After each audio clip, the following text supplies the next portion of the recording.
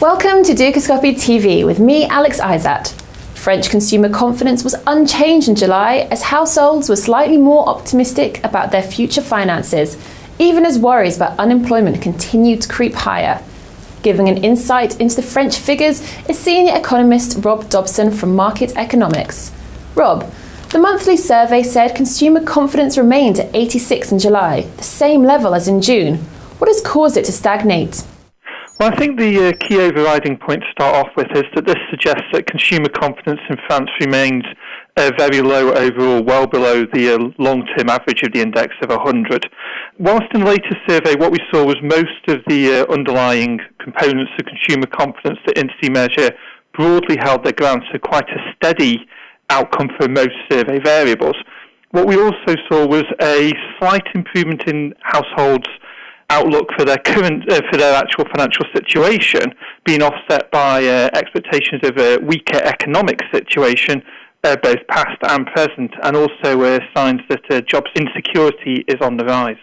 Do you think that France is likely to hit the long-term average of 100 in the next few months? I think it's unlikely. The index currently is about sort of mid-distance between its all-time low and that long-run average, so it's at a very low level. It's also been moving sideways throughout much of the past year, so again, suggesting that consumer confidence isn't really changing at all. I think mainly what we're seeing is that although the economic situation is showing signs of stabilising in France, there's no sign of actual solid growth returning. That's a drag on consumer confidence overall, especially as this lacklustre economic performance also means that high levels of unemployment and job insecurity are unlikely to be reversed.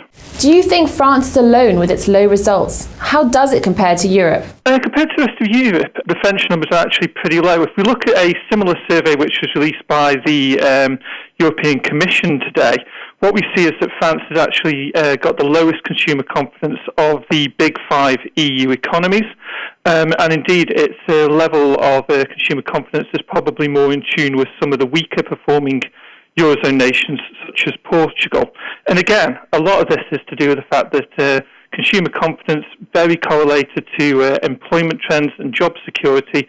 And in France, unemployment is very high and job insecurity also very high. Finally, what are the long-term issues for the eurozone that you foresee? For the eurozone in general, I think the difficulties we're going to see are that some nations such as, say, for example, Germany are continuing to perform relatively strongly compared to other economies such as France, which are continuing to perform weakly. Also, we've got these very big divergences in terms of unemployment. Some countries such as France are really going to struggle, particularly on the household and consumer side, if unemployment rates stay so high. So a lot of this is going to be that we need to see growth coming back, and growth coming back across a broad base of these economies. And again, with things such as geopolitical risks rising, there's a chance that some of the headway we've seen in the recovery may taper off in the coming months. Thank you for your time, Rob. That's all we have for today. Keep checking in with Dukascopy TV for the latest news. Goodbye.